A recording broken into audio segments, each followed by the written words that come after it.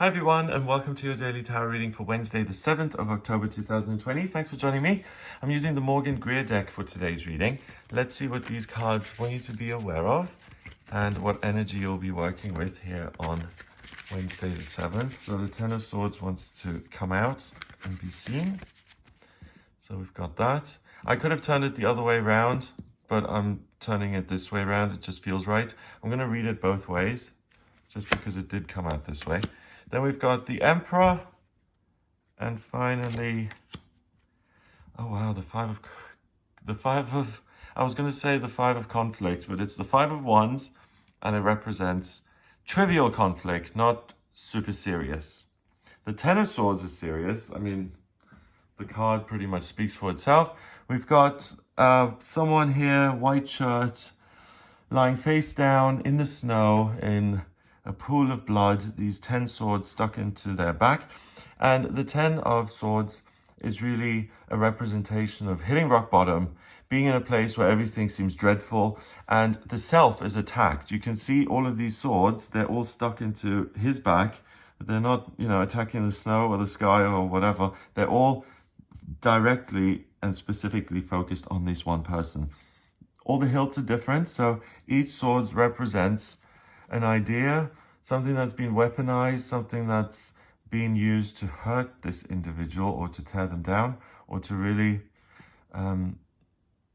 assert the owner's power over this other person by taking them out. Okay, so there's real serious conflict inherent in this card. 10 is a crossroads, and it's about a transition, and it's about things moving forward, which basically means the only way is up from this. Once you kind of get into this zone, it doesn't get much worse. The swords are taken out, you get up again and you move forward. So the important thing about this is to realize that each thing that hurts you is either self-directed, so you're stabbing yourself in the back with it, or it's directed at you via something you've manifested in your life, or another person has decided that's what we're going to present him or her with, or it's something that's a circumstance that's come into your life and that hurts you, that makes you feel that life is tough and difficult and that you're under attack. So this could be a business partner who runs away with your wife, or this could be something as terrible as the loss of a child. This could be self-hatred. This could be guilt about having lost a job in the past and the hardship that ensued for the whole family because you lost your income and you're supposed to be the provider. So these are all really negative thoughts or circumstances that when they hit, they can really take you out. And it's not just one sword that took this person out, it's 10. So it's a gradual build-up of negativity and negativity and negativity. And if you let it build up, it can really pull you down. So realize that you have the power to take each one of these things out and to get rid of them, or to redirect them and use them yourself, and to engage in warfare with other people and genuine conflict. You take the sword and you say, no, not in my back, thank you, but let's put it in yours instead. That's not positive. That's tit for tat. That's negativity begetting more negativity. So the best thing to do here is to realize that it's time for a bit of a spring clean. There are a lot of negative things in your life that are building up. They're causing you pain. It's time to get rid of those. If you want to move forward with your life, if you want to transition and move ahead, you can't bear the burden of the whole world. You can't believe everything you experience. You can't cringe every time you remember something that didn't go right. You've got to forgive yourself. Okay, forgive yourself. It's not that bad. You're still walking. You're still upright. You're still conscious. No one is, there's nothing that you have done that is unforgivable. And it's time to forgive yourself if you want to move on. And that's a good message for the day, but that's a good message for every day, I think. The Emperor, he's kind of looking at this, and he's the opposite. He's the 180 of this person after rock bottom, when you get to the top, when you get to the pinnacle, and you're the boss, you're the leader, and you're totally free, and you do whatever it is you want. You become the emperor, you're in charge, you're the boss. You hold the sword, you decide what's going to happen to your environment and your circumstances and everything and everyone around you, and you're in charge. And it's really the opposite of this. So if you want to reclaim your life, you've got to give up the self-flagellation. You've got to give up the guilt and the shame and the past. And you've got to realize that you're still here for a reason, and that you've gone through this, and it's no more or less than other people have gone through, and that you can take your power back, and that you can rebuild your life and change it and make it whatever it is you want. Finally, we've got the Five of Wands, and this is trivial conflict. So the Five of Wands is usually 5 boys playing and testing boundaries and seeing how strong each one is. And it really is about finding your niche and your purpose and your passion. And the first thing I get is that, watch out, that something that was meant to be in jest and something that was just meant to be a joke is taken really seriously, and people try and crucify you over it and really unseat you and make your life difficult and cause major disruption. Okay, so be careful who you confide in, or who you're tongue-in-cheek with, or who you make jokes with, because it's not always going to go down very well. And if you're being a bit naughty anyway, and you know that, then really just avoid that kind of behavior, because it could be taken the wrong way and really used against you. The other thing is that it's important to connect with other people and engage with other people, and to try out different things to find out what you're good at and what you enjoy in life, and what's really going to be a passion that's going to grow, and where there's room for improvement and there's room for you to get better and better. It's important for you to look at what you enjoy for yourself and what makes you feel strong and empowered and an emperor in your life. What is it that makes you feel powerful and secure and safe and in charge?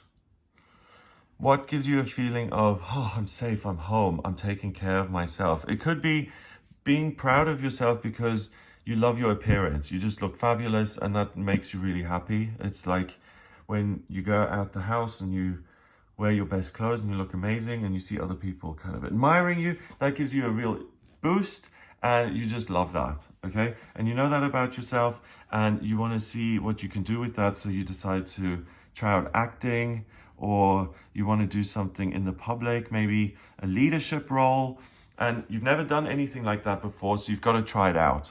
That kind of testing your powers and seeing what you enjoy is really essential for you to grab one of these wands and to become the king, to become the Red Emperor, the person who's in charge and who loves what he does.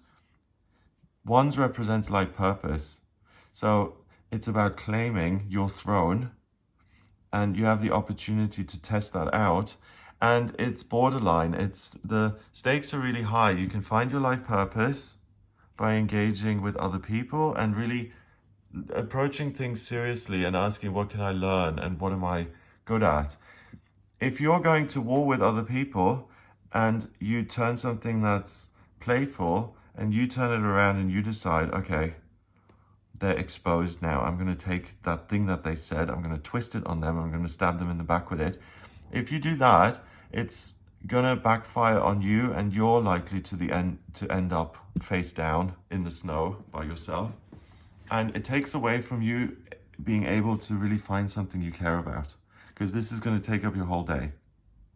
So don't attack other people, and look at what you can achieve. And that's really interesting, because I did the weekly horoscope over the weekend for the coming week, and I remember saying in that, stay in your lane, mind your business. And that's really what this is about. And if other people encroach on your lane, take it with a sense of humor, and be fun and kind of push back a little bit in jest, but don't immediately get the swords out and say, oh God, this is war, to the death. It's not that serious. And you need to just calm yourself down a little bit and realize it's not life and death, and you have power to assert yourself, but you also have the power to shrug things off and to rise above them and to laugh things off. You don't have to engage with everything that comes your way.